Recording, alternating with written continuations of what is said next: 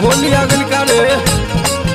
अरे भैया अरे भौजी तो पूरा हिलैले बारी हो। अब की छोड़े के नहीं है लड़की बिया इनकरे लगावे के हो ठीक है। अरे चेचिस देखो इनको ये नीरज भाई छोड़े के नहीं है पृथ्वी पर। Shyam recording studio Nasriganj Patna.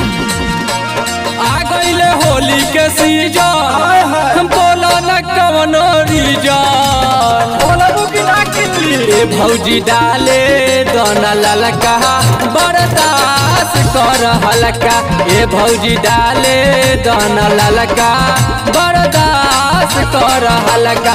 आ गईले होली के सीजन अरे बोला न कवनो रीजन। ये भौजी डाले दोना ललका बर्दाश्त कर हल्का। ये भौजी डाले दोना ललका बर्दाश्त कर हल्का। मने मने गरिया बताई तनी धरस अरे धरस सैनिका के घेर के तन धरस सैनिका के छेड़ के।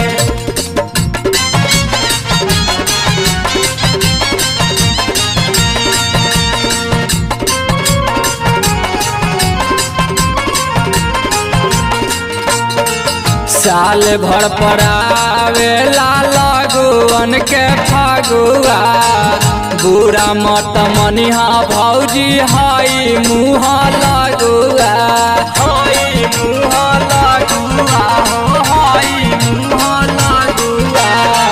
साल भर पड़ावे लगुअन के फगुआ बुरा मत मनिहा भौजी हाई मुँह लगुआ। अरे काहे ला बारू तू रूसल अरे घरवा में बारू तू घूसल। ए भौजी डाले दोना ललका बर्दाश्त कर हल्का।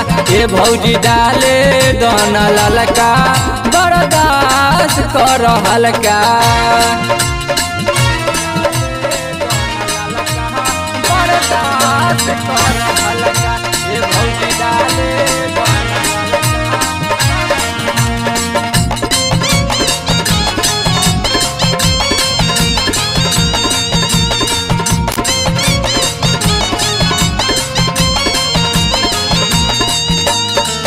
सीन तू देवारावा के सटे दनियारावा बड़ी आशा लेके भौजी आइल बानी घरावा आइल बानी घरावा हो आइल बानी घरावा।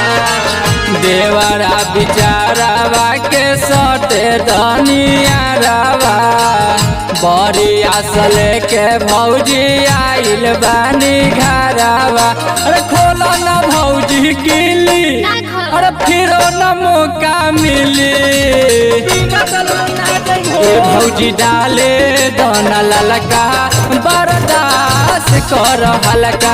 ए भौजी डाले दोना ललका बर्दाश्त कर हल्का।